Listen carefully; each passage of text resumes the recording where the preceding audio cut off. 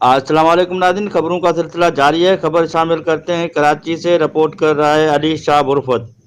گڈاب کے علاقے دلبر برفت محلہ لاسی کوٹ میں دل شاہ برفت طاہری کے گھر رمضان مبارک کے آمد اور مرحوم دلبر برفت کی سالانہ برسی کے موقع پر محفل میلاد کا انعقاد کیا گیا۔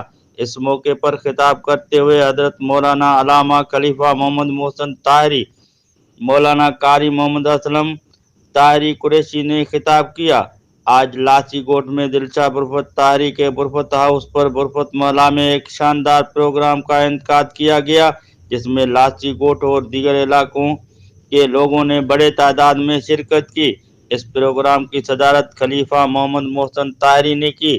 ضلعی صدر علامہ مولانا قاری محمد اسلم طاہری نے خصوصی خطاب کیا۔ انہوں نے اپنی میٹھے زبان سے رمضان مبارک کی فضیلت بیان کرتے ہوئے کہا کہ یہ مومنوں کے لیے نجات اور اجر کا مہینہ ہے۔ پہلے یہ کہ جب رمضان المبارک کی پہلی رات ہوتی ہے تو اللہ تعالیٰ ان کے طرف رحمت کی نظر فرماتا ہے، اور جس کے طرف اللہ تعالیٰ نظر رحمت فرمائے اسے کبھی بھی عذاب نہ دے۔ اور دوسری یہ کہ شام کے وقت ان کے منہ کی بو جو بھوک کی وجہ سے ہوتی ہے، اللہ تعالیٰ کے نزدیک مشک کے خوشبو سے بھی بہتر ہے۔ تیسری یہ کہ فرشتے ہر رات اور دن ان کے لیے مغفرت کی دعائیں کرتے رہتے ہیں۔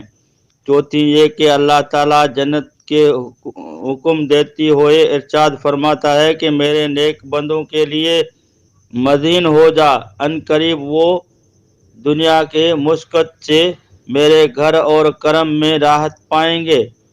پانچواں یہ کہ جب ماہ رمضان کی آخری رات آتی ہے تو اللہ تعالیٰ سب کی مغفرت فرما دیتا ہے۔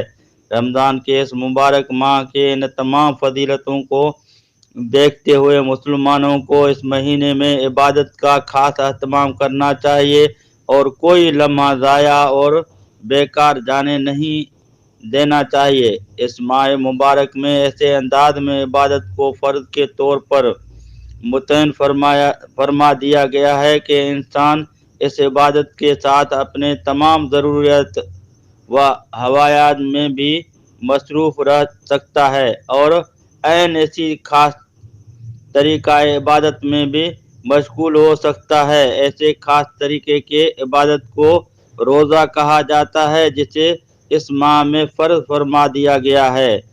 روزہ ایک عجیب عبادت ہے کہ انسان روزہ رکھ کر اپنے ہر کام کو انجام دے سکتا ہے۔